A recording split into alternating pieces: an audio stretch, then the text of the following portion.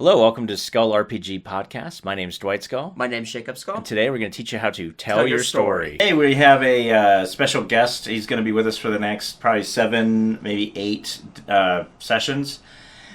He's a good GM friend of mine, also my brother-in-law and Jacob's uncle. So we've been playing games together for over 15 years, and if I'm not GMing a game, he's GMing a game about 98% of the time. So just want to introduce you to Matt Burch, and we're going to ask him some interesting questions as we go along, just because I think it's really good to hear another game master's perspective on things. You hear mine and kind of Jacob's experiences and all that, but I wanted you to hear somebody else because there's no real right way to do game mastering, and as long as you're not abusive, there's no real wrong way to do a game master session either. So, Jacob, what's the first question for Matt? So the first question we have for Matt would be how to incorporate multiple different ideas from media into a cohesive idea for your game sessions. So, when I start coming up with a concept for a game or an individual game session, what I always pull from what books or movies or TV shows or things like that I've read. And I normally take things that I've currently read and then think back on other concepts that I've taken and kind of combine them into one thing. For example, great, yeah. When I ran a sci-fi game a while ago, and in that game, I was playing the first Mass Effect game. Okay. And they have these black zombie-like creatures in that game. Okay. Okay? Mm-hmm. Yep. And I was also rewatching Babylon 5 at the time. Which is, if you haven't seen Babylon 5, it's like the UN in space. Yes. With some combat. Yeah, exactly. And so, in that game, there is a race of creatures who have all organic technology, and they are kind of godlike, and they are going to war with another race. But I like the idea of this kind of like godlike race that is super mysterious, that you have no idea what their concept was. And I also incorporated elements of Firefly where the characters were playing like smugglers. Yeah, that's what I was. I was the captain of the smuggling ship. So Yes. And so I kind of tied all three of those concepts into one whole thing, where they started smuggling onto this planet, and the first couple games were pretty standard, like smuggling missions, getting around blockades and so on. And then as they're leaving the system, they go through and they found a derelict ship. Yep, I remember that. It was really fun. That one was good.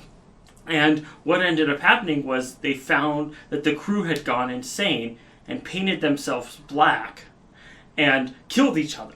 I figured that was a reminiscent of Event Horizon when we jumped on that derelict ship.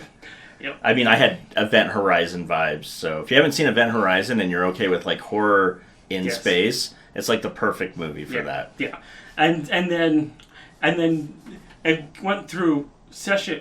As they went through the sessions, they discovered that it was this other alien race who was slowly interfering with the world that they were in. And so by tying those all into one cohesive whole, I was able to take, overarching ideas and kind of combine them into one cohesive whole. All right, so let's just recap though. So what you did is you're playing through Mass Effect. Yep. So you took the black zombies from Mass Effect. Yes.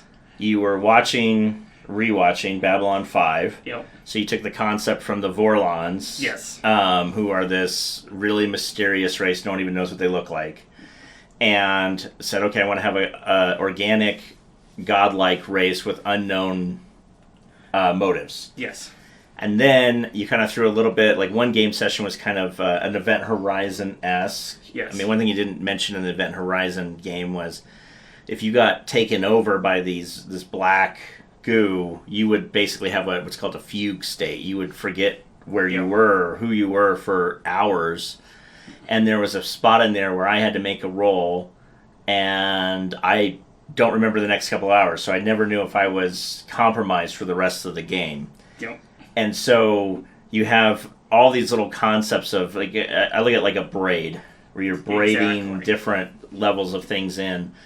And then, so I guess my one question would be, and maybe you don't care, so are you worried about your players doing what I just did, where I was like, oh, we're playing Event Horizon right now, I better watch my eyes, you know? No, actually, because you have that visceral emotional response to something you've seen before, it actually heightens the enjoyment of the session because you already have that pre-programmed response in you because of that. Right. So how is that different then from, hey, we're going to do Lord of the Rings, but in the North during the time of the three books? So Not The Hobbit. I hate The Hobbit. But the other three books. Like the real three books. so I'll get hate mail for that. Anyway. so it's different because you're not just blatantly ripping something off. You take these concepts and you make them your own. Right. So and you change them, and by intermarrying them between each other, in your mind they actually twist and change. Right. Does it? So let's just take an example then. So let's say I wanted to play something like a Lord of the Rings, but I didn't want to rip it off. Is there one or two concepts from the Lord of the Rings that you would think would be, hey, take this concept and then twist it a little bit more with something else, like anything? Okay, so you want to play Lord of the Rings. Okay, you have classic fantasy. Right. Yeah. Okay? So you have your MacGuffin, whatever that is. And a MacGuffin, for those that haven't watched or listened to the MacGuffin episode, is basically a plot device to move the thing forward. In Lord of the Rings, it is the One Ring. Mm-hmm.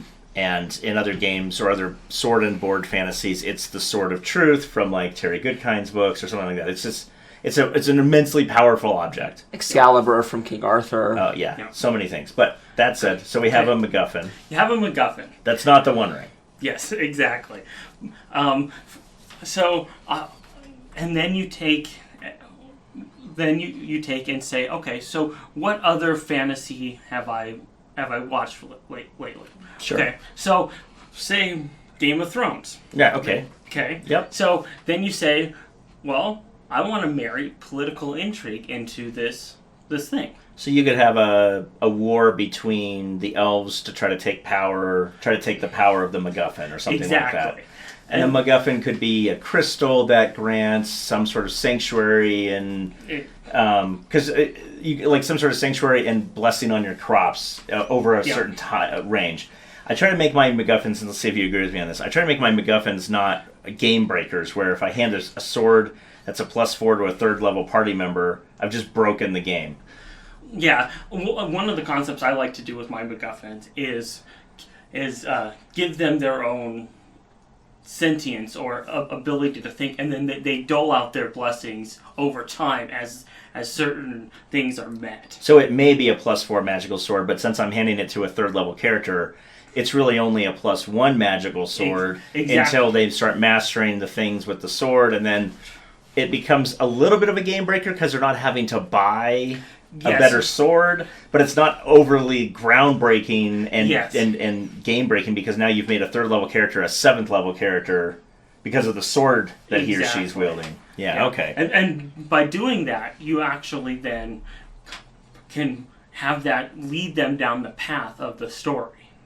Right, exactly, because a MacGuffin, by very nature, is a plot device. Yep. So if we were looking at the game that you and I just kind of created on the fly, Yep. an elvish war of Game of Thrones type of situation, the MacGuffin is an item that brings power to an area, not to a person. Yep.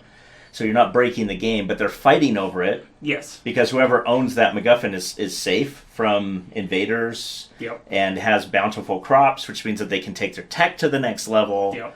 And if you can take your tech to the next level, as anyone that's ever played any video game knows, Yes. I mean, get your tech 3 levels higher, it doesn't matter what you... Exactly. it doesn't matter how bad your resources Exactly.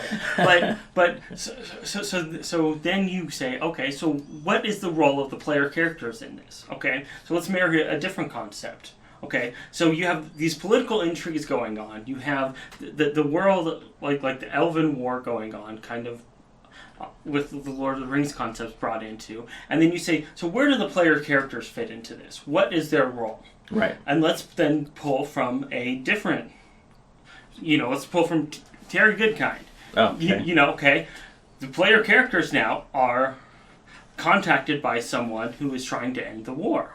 Okay. So then they go through, and you have to go on a quest to, one, find the MacGuffin. Right.